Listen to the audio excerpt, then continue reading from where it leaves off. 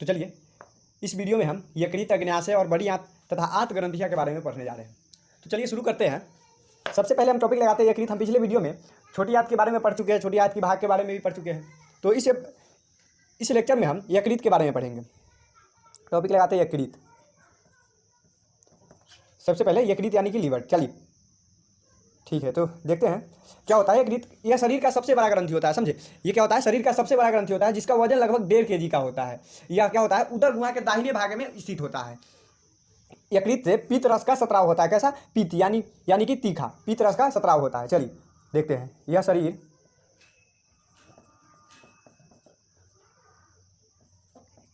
की सबसे बड़ी ग्रंथि है जिसका वजन 1.5 kg होता है। यह उदर के दाहिने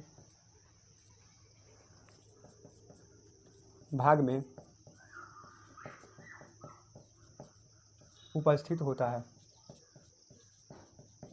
कहाँ उपस्थित होता है, उदर गुहा के दाहिने भाग में, यानी कि ऊपर की ओर। ठीक है। यकृत से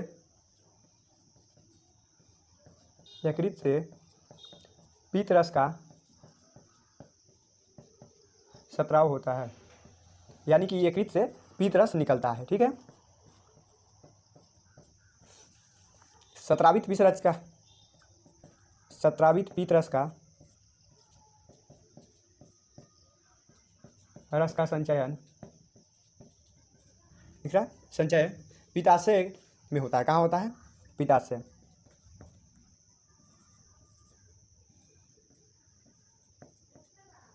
में होता है। तो हम देख चुके हैं यकृत के बारे में।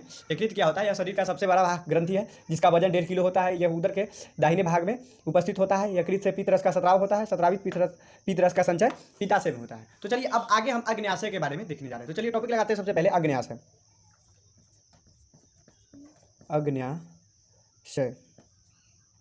अग्न्याशय क्या होता है कि अमाशय के ठीक नीचे तथा ग्रहणी को घेरा हुए, मतलब कि ग्रहणी को घेरे रहता है, उस पीले रंग की एक ग्रंथि होती है जो अग्न्याशय कहलाती है। ठीक है, मतलब कि अमाशय के ठीक नीचे एक ग्रहणी को घेरे एक पीले रंग की ग्रंथि होती है जिसको हम अग्न्याशय बोलते हैं। ठीक है, तो इसका परिभाषा हम लिख देते हैं।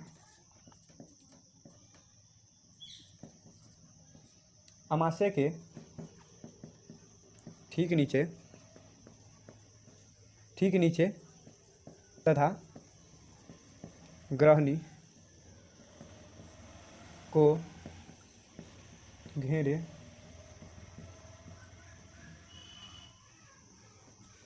पीले रंग की एक ग्रंथि होती है।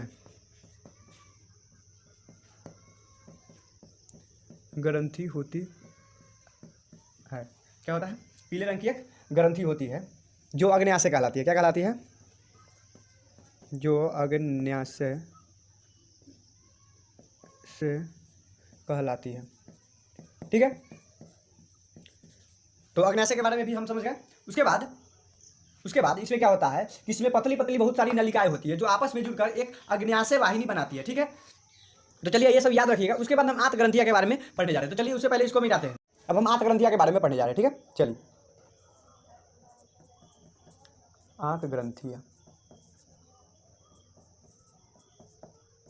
चलिए, तो क्या है, छोटी आंत की दीवारों में, छोटी आंत तो हम पढ़ चुके हैं ना, तो उसी की दीवारों में, छोटी आंत की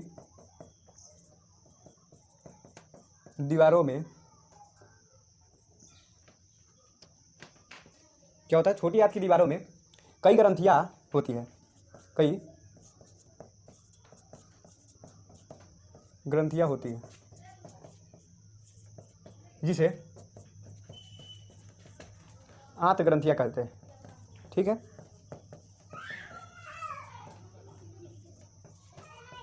तो आंत ग्रंथि के बारे में भी हम जानेंगे कि छोटी आंत की दीवार में बहुत सारा छोटी छोटी ग्रंथियां होती है जिसको हम क्या बोलते हैं, आंत ग्रंथियां बोलते हैं। ठीक है, इसके बाद हम बड़ी आंत के बारे में पढ़ने जा रहे हैं।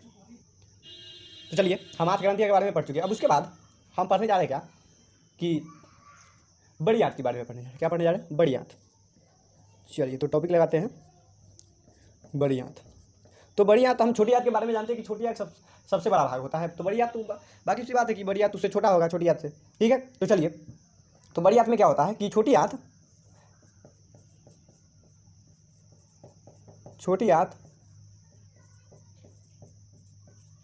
आहार नाल के अगले भाग में खुलते हैं। आहार नाल के अगले भाग में खुलते हैं, ठीक है। उसके बाद बड़ी आंत दो भागों में बटा होता है। पहला होता है कोलन और दूसरा होता है मलाशय, ठीक है। तो बड़ी आंत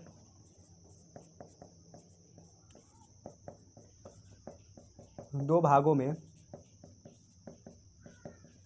बटा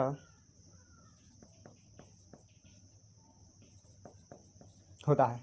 दो भागों में बटा होता है। ये भाग कोलन तथा मलाशय कहलाता है। क्या कहलाता है? मलाशय या रेक्टम भी कहते हैं इसको। क्या? या रेक्टम कहते हैं। छोटी आंत तथा बड़ी आंत की जोड़ को सीकम के शीर्ष पर एक अंगुली जैसी रचना होती है जिसका सिरा बंद होता है, यह अपेंडिक्स कहलाता है। तो ये हम जान गए मलाशय के बारे में, आंत ग्रंथिया के बारे में जाने, बड़ी आंत के बारे में। छोटी आंत आहार नाल के अगले भाग में खुलती है। बड़ी आंत दो भागों में बटा होता है। पहला भाग, ये भाग कोलन तथा मलाशय या रेक्टम कहलाता है, ठीक है। उसके बाद हम अपेंडिक्स के बारे में पढ़ेंगे। किसके बारे में? अपेंडिक्स के बारे में।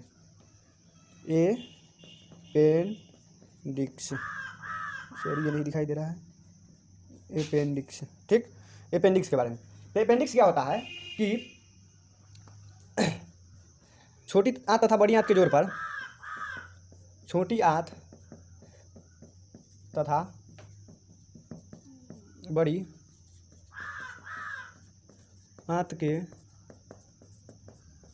जोड़ पर एक छोटी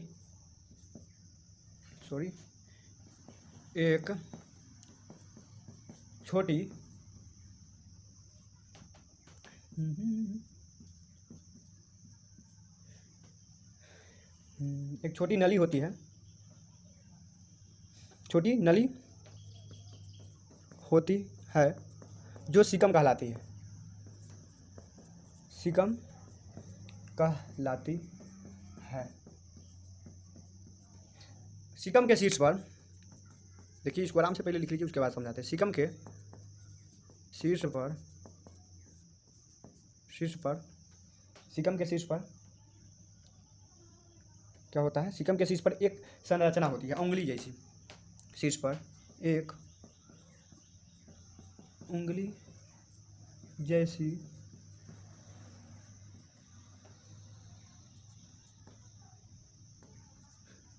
संरचना होती है जो अपेंडिक्स कहलाती है।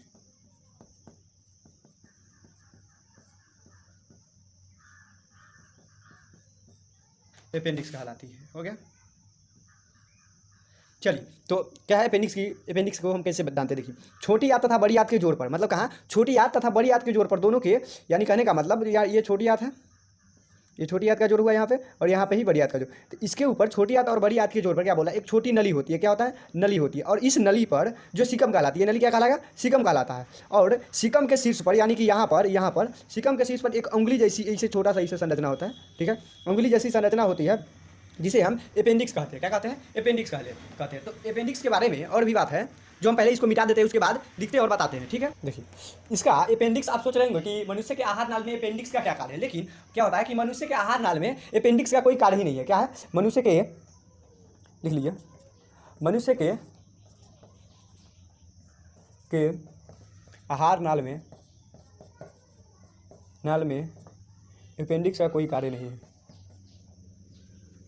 अपेंडिक्स का कोई कार्य नहीं है।